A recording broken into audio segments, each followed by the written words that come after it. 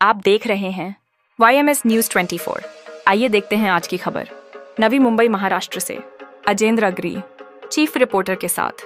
नवी मुंबई के कोपर खैरणे क्षेत्र से एक बड़ी खबर सामने आ रही है, जहां ब्लॉक कांग्रेस कमेटी ने महानगरपालिका के खिलाफ मोर्चा खोल दिया है।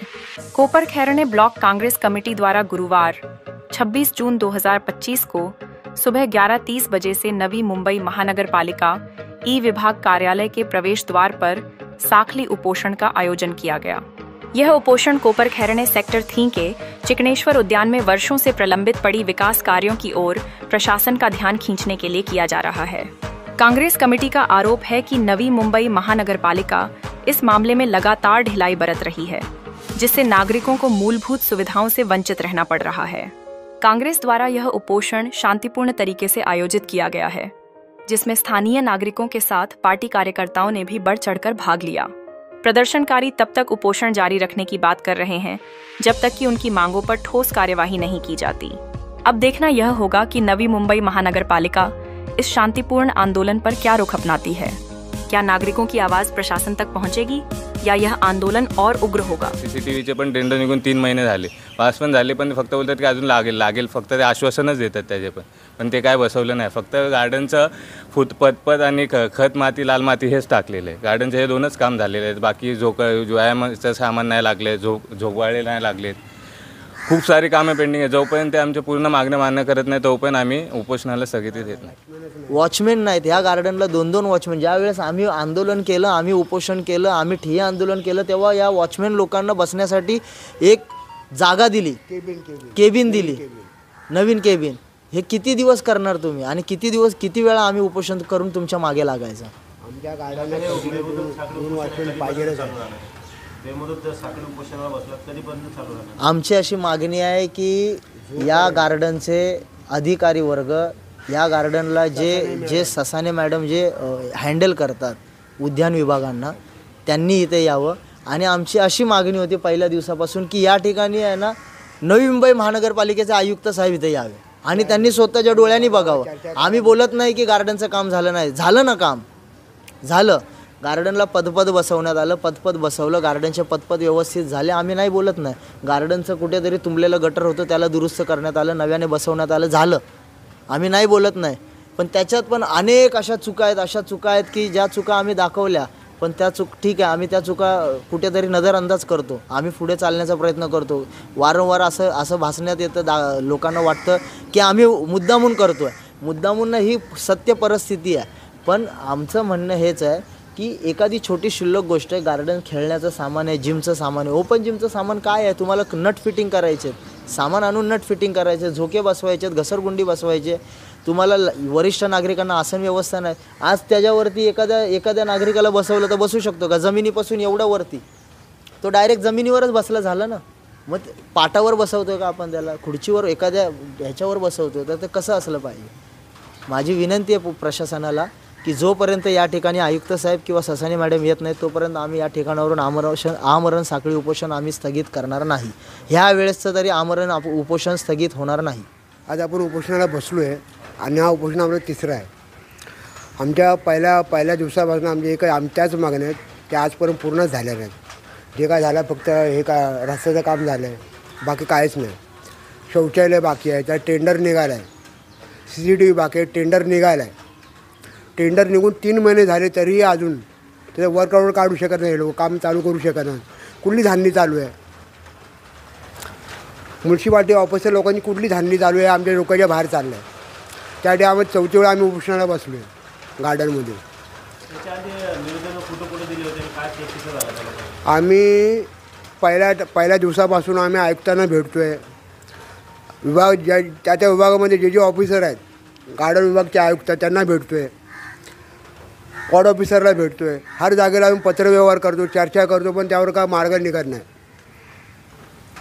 मागे पण आपण उपोषणाला बसला होता, त्याच्यामध्ये आपण काय मागण्या केल्या, त्या महानगरपालिकेकडून काय मागण्या तुमच्या पूर्ण करण्यात आल्या आणि किती मागण्या बाकी आहेत? आम्ही मागच्या वेळेला उपोषणाला बसलो होतो, आमच्या ह्या 7 मागण्या होत्या, 7। त्या 7 मागण्यांमधनं फक्त हा रस्ता पदपथ बनवण्यात आला आहे, बाकी काहीच झालेलं नाही। त्यासाठी आम्ही 4थ्या उपोषणाला बसलो। आता काय मागण्या नक्की नाही मागण्या पूर्ण झाल्या तर काय आपल्या कमिटीकडून काय भूमिका राहणार आहे? आता आमच्या उर्वरित मागण्या पूर्ण करा. शौचालय बांधा, CCTV लावा, जिमचे सामान बसवा, खेळाचे सामान नव्याने बसवा, बसायला आसनं बसवा. जर एवढ्या मागण्या तुम्ही पुरा करत नसाल ना तर आम्हाला ह्या पुढे उपोषणाला बसून काय फायदा नाही. आम्ही आयुक्तालया पुढे आत्मदहनाचा इशारा देणार नाही. आत्मदहन. आता काय वाटतं एवढं आता तुम्ही उपोषणाला बसताय, निवेदनं देताय, उपोषण करताय, आंदोलन करताय, आता शासनाकडूनच ह्या मागण्या पूर्ण होत नाहीत की इथं जे वार्ड ऑफिसर आहेत किंवा महानगरपालिकेचे काही भ्रष्ट अधिकारी किंवा काम Yes, yes. अधिकारी आहेत त्यांचं काही एक विषय मोठा आहे. आपला वॉर्ड ऑफिसर आहे, सहाय्यक आयुक्त. आता बदलेले धांडे साहेब आलेत. पहिले वेगळे मुंडावरे होते, त्यांच्या अगोदर वेगळे होते. ह्या लोकांकडे आपण मागण्या घेऊन गेल्यावर मला साहेब तुम्ही एक सांगा, सहाय्यक आयुक्त वॉर्ड ऑफिसरला आपण आपल्या मागण्या कोणाकडे मांडणार? तर वॉर्ड ऑफिसर आपल्याला सांगतो की मला कुठला पॉवर दिली गेली नाही, मी काय करू तुमच्यासाठी? वॉर्ड ऑफिसर आम्हाला हे सांगतो. मग आम्ही कोणाकडे काय मागायला जायचं? आयुक्तांकडे किती वेळा जायचं? आयुक्तालयात किती वेळा सुट्ट्या घ्यायला लागतात आम्हाला, आणि तिकडे गेल्यावर जर भेट नाही झाली तर आमचा अख्खा दिवस फुकट जातो. साहेब काय सांगाल? जसे आपल्या साहेबांनी सांगितलंय आयुक्तामध्ये वार्ड ऑफिसरमध्ये गेलं तर वार्ड ऑफिस बोलतो माझ्याकडे कुठली पॉवर नाही, आणि महानगरपालिकेमध्ये गेला तुमच्यासारख्याला ते भेट देत नाहीत, तर सर्वसामान्यांचे काय हालत होणार असते? काय सांगाल? सर्वसामान्यांची सध्याच्या स्थितीमध्ये किड्यामुंग्यांची गिनती हे वॉर्ड ऑफिसर आणि महानगरपालिकेचं प्रशासन करत आहे. राहिली गोष्ट या उद्यानाची, तर या उद्यानामध्ये आम्ही गेली 3.25 वर्ष पाठपुरावा करत आहे. पहिल्या दिवसापासून आजच्या दिवसापर्यंत फक्त या गार्डनला पदपद बसवण्यात आलेलं आहे, आणि कुठेतरी आमदार निधीतून काय काम चालू आहे म्हणून काहीतरी बोलण्यात येतं आणि कुठेतरी गवत लावण्यात येतं. सर्वसाधारण कोणत्याही गार्डनमध्ये जरी काम करायचं झालं तरी प्रशासनाचं काम आहे गवत लावण्याचं. आमदार निधीतूनच फंड आलं पाहिजे अशी काही गरज नाही आहे. तर हे पहिलं प्रशासनाला कळावं. आमदार निधीतून आलं, आमदारांना शुभेच्छा की आमदारांनी इकडे गवत दिलं, पण ह्याच्या व्यतिरिक्त प्रशासनाचं काय काम आहे? प्रशासन किती हलगर्जीपणा करतं आहे, प्रशासन किती निष्काळजीपणा करतं आहे. भ्रष्ट तर आहेच, आरोपच आहे, खुल्ला आरोप आहे, भ्रष्ट तर आहेच. तुम्हाला साधं एखाद्या युवा वर्गासाठी जिमचं सामान बसवण्याकरता तुम्हाला 3-3.25 वर्ष जातात. तुम्हाला लहान मुलांचं खेळण्याचं सामान बसवायला, रिपेरिंग करायला तुम्हाला 17 लाखाचं टेंडर 21 लाखाचं टेंडर निघतं. 21 लाखाचं तुम्हाला सँक्शन होऊन तुमच्याकडे येतं. 5 गार्डनसाठी तुम्ही एकाही गार्डनला व्यवस्थित दुरुस्ती करू शकत नाही. किती निष्काळजीपणा! हा जनतेचा पैसा तुम्ही किती वेस्टेज करणार आहे, आणि हा किती वेळा करणार? 3 वर्ष झालं तुम्ही एकच गोष्ट, एका गार्डनसाठी आम्हाला 4थी वेळा उपोषण करावं लागत असेल तर तुम्ही या पूर्ण कोपरखैरणे परिसरामध्ये जेवढे गार्डन आहेत ह्यांचं तर ऑडिट करण्याची गरज आहे. आमची तर भूमिका राहील की आम्ही येत्या काळामध्ये याची ऑडिट करण्यासाठी पुऱ्या जेवढे गार्डन आहेत त्या कोपरखैरण्यामध्ये, ही नवी मुंबई महानगरपालिका गार्डनसाठी प्रसिद्ध आहे. मग ही कोपरखैरण्यामध्येही गार्डन तेवढेच आहेत, आणि त्यात हा कोपरखैरणे 1 ते 4चा हा आहे ना फुफ्फुस आहे. हे सेक्टर 3 चिकनेश्वर गार्डन फुफ्फुस आहे. इकडनं ऑक्सिजन मोठ्या प्रमाणात तिथे सर्क्युलेट होतं, कारण जेवढी झाडं ह्या ग्राउंडमध्ये आहे, जेवढी झाडं या उद्यानामध्ये आहेत, तेवढी झाडं कोणत्याही उद्यानामध्ये नाही आहेत. जी नव्याने बसवलेली उद्यानं आहेत तिकडे झाडं आमाप लावलेली आहेत, पण इकडे वर्षानुवर्ष 50-100 वर्षापूर्वीची झाडं आहेत ती. ह्या झाडांना तुम्ही जपणे गरजेचं आहे. ह्या झाडांना तुम्ही जपायलाच पाहिजे.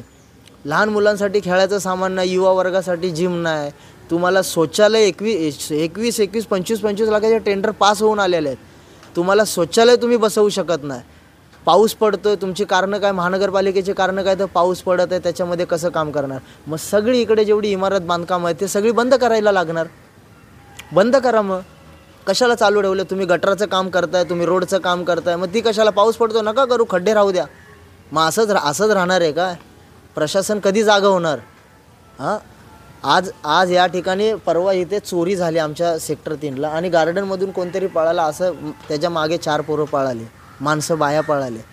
मला सांगा, जर ह्या गार्डनमध्ये जर CCTV असते तर त्या CCTV आधारे आपण कोणता तरी एखादा आरोपी असेल किंवा कोणी जो काय पळाला असेल किंवा ज्याने काय गुन्हा केला असेल त्याला शोधण्यामध्ये मदत होईल. आणि असं नाही की पोलीस प्रशासनाचं लेटर या महानगरपालिकेला पोलीस प्रशासनाने दिलेलं आहे की बाबा ह्या गार्डनमध्ये CCTV लावण्याची अत्यंत गरज आहे. ह्या गार्डनमध्ये स्ट्रीट पोल आहेत, हे तुम्ही पोल बघू शकता. ज्या वेळेस गार्डन बनवलं होतं त्यावेळेस हे पोल बसवलेले आहेत. ह्या पोलची बत्ती ही डिम बत्ती आहे, येल्लो बत्ती आहे. अरे तिला तुम्ही LED लाईटमध्ये रूपांतरित करा की जेणेकरून प्रकाशमय हे गार्डन होईल, की जेणेकरून या ठिकाणी कोणताही अनुचित प्रकार घडणार नाही, या ठिकाणी कोणताही चोरी